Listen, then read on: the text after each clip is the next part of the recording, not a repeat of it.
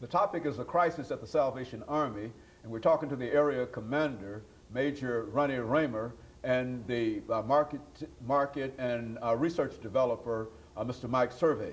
And of course, Mr. Survey and Major RRaymer, before we had our first commercial break, we promised Mr. Survey that we'd give you an opportunity to talk about your extensive experiences in the Salvation Army. I say that because I think I spoke to you earlier, and you not only did you give me some information relative to the Salvation Army, but you've been involved in quite a number of social activities. And so let's get that information on record here today. You live 59 years and stay awake, you're going to get involved in some things. But my family, to keep it comparable on the history thing, my family got involved with the Salvation Army during the Great Depression because the Salvation Army pulled my grandparent and her children out of a junkyard in Wisconsin during the Depression and fed them and housed them and got them medical care to cure polio and rickets and provided them with shelter.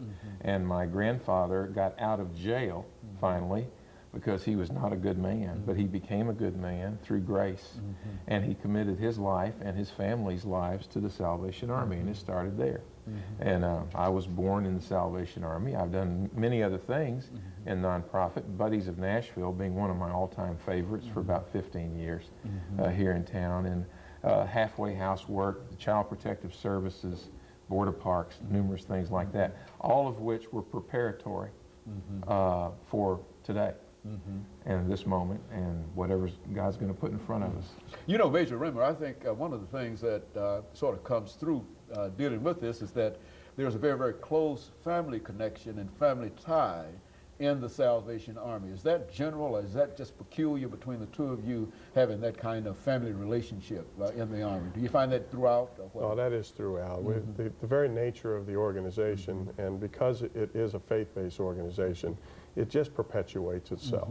So that's pretty common. Why don't you give our audience some information in reference to the Army itself? Because I think that most of us see the Army only on at Christmas time with bell ringers and etc.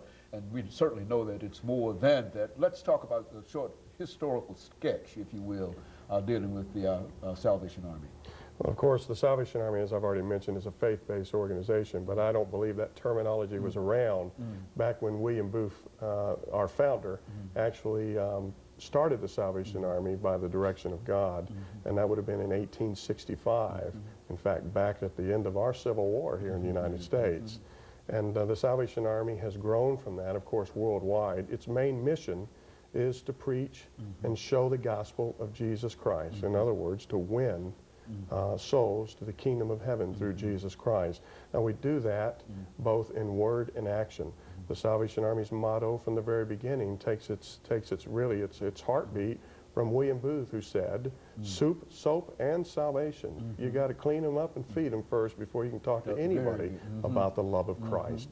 And that's been our motivation from the very beginning and still is today here in Nashville.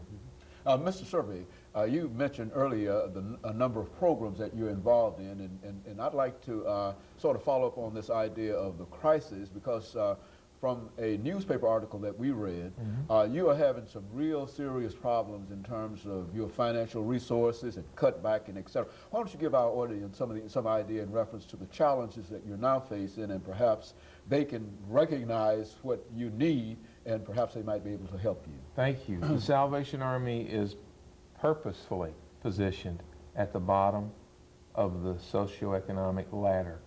We take our post there, and then we look up and try to lift folks who are down at that base level and lift them up the ladder as far as they can go or care to go. We do that through a number of different programmatic initiatives.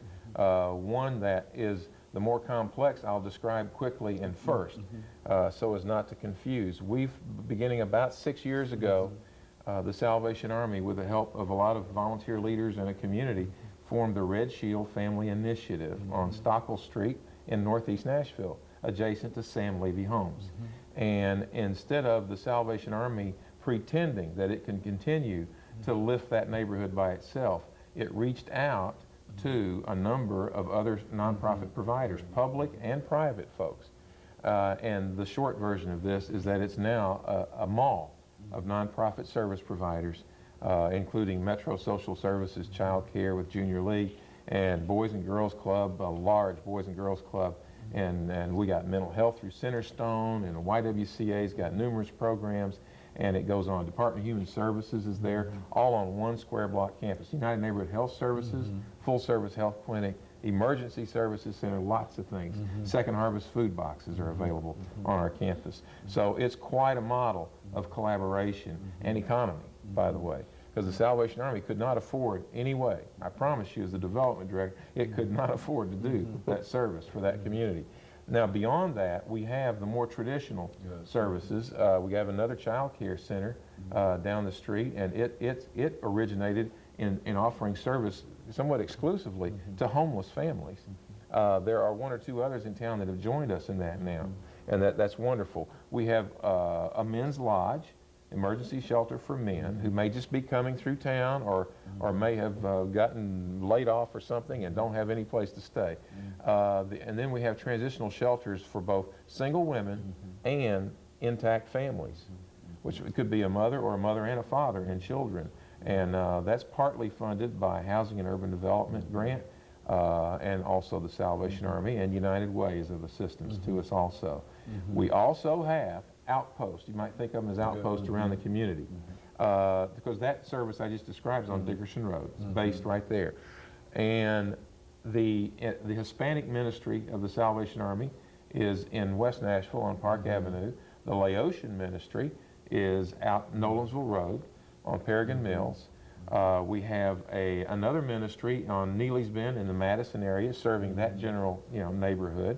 And we have a Magnus worship and service ministry back down in Northeast Nashville also. Numbers. Good. More than 30,000 individuals will be touched by the Salvation Army this year by one or more of those services.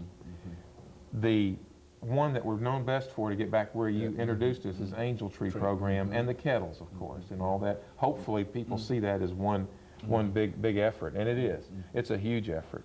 We went from serving 16,400 people last Christmas to 17,400, excuse me, a year ago it was 16,400. This past Christmas it was 17,400 individuals. Children, families, seniors who are isolated and needful. And so in a real sense, there's a real need as we make preparations for our second commercial break here, Mr. Survey. There's real need for aid and assistance. And of course, when we come back, we'll give both of you an opportunity to talk about some of the needs that you have. And we'll be back with our audience following this very, very short commercial break.